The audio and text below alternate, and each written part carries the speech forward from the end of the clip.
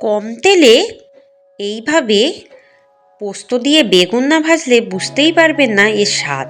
ভীষণ সুন্দর হয় খেতে, বিশ্বাস করুন খুব কম তেল লাগে।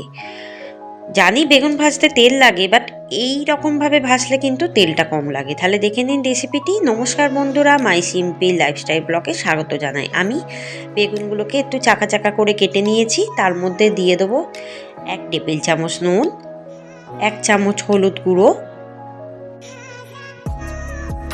আর 1 টেবিল চামচ সর্ষের তেল দিয়ে বেগুনটাকে প্রথমে 1 থেকে 2 ঘন্টা মতো ম্যারিনেট করে রেখে দেবো। হাতে যদি সময় কম থাকে তাহলে 30 মিনিট ম্যারিনেট করে রাখতেই হবে, তাহলে কিন্তু বেগুন ভাজার সময় তেলটা কম লাগবে।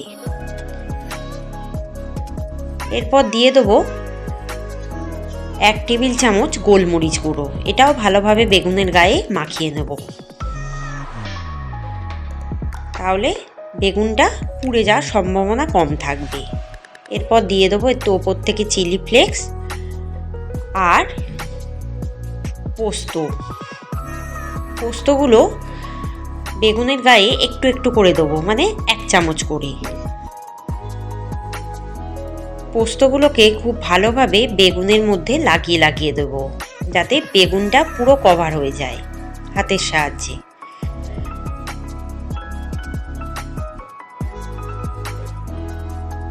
যেহেতু তেল দেয়াই আছে তাহলে কোনো অসুবিধা হবে না। এইভাবে 1 ঘন্টা রেখে দেবো। এবার 1 ঘন্টা পর একটু অরিগ্যানো দিয়ে দিলাম আর দিয়ে দেবো ঘিটা প্রত্যেকটা বেগুনে ওই হাতের সাহায্যে 1 ফোঁটা 2 ফোঁটা করে দেব, যাতে পোস্তগুলো ভাজার সময় খুলে না যায়। এভাবে একটু হাতের সাহায্যে একটু হালকা করে বেগুনটাকে স্প্রেড করে দেবো, আমি যেভাবে করছি। 10 মিনিট রেখে দেবো। এভাবে 10 মিনিট পর কড়াই দিয়ে দেবো 1 টেবিল চামচ সর্ষের তেল। মাত্র 1 টেবিল চামচ সর্ষের তেলেই বেগুনটা ভাজা হবে। কিভাবে ভাজা হবে সেটাই তো দেখাবো।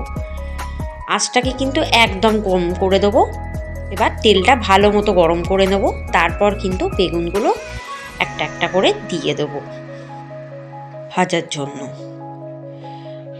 আর একদম আঁচটাকে কমিয়ে দেবো। এবার আস্তে করে উল্টে দেবো।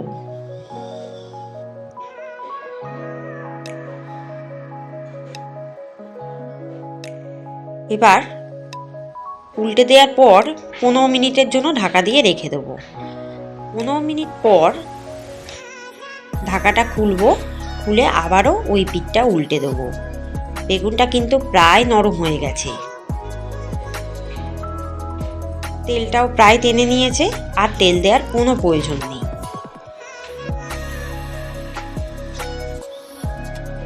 এরপর দেখুন 1 পিঠটা হয়ে গেছে, আর 1 পিঠও উল্টে দেবো।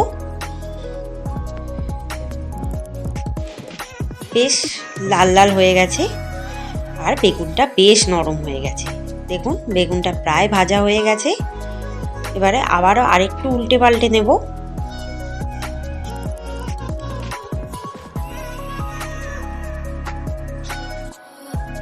এরপর নামিয়ে সার্ভ করে দেবো গরম গরম ভাতের পাতে। আহা, এই বেগুন ভাজা ভীষণ ভালো লাগবে, আর কম তেলেও ভাজা হয়ে যাবে, ভীষণ স্বাস্থ্যকর।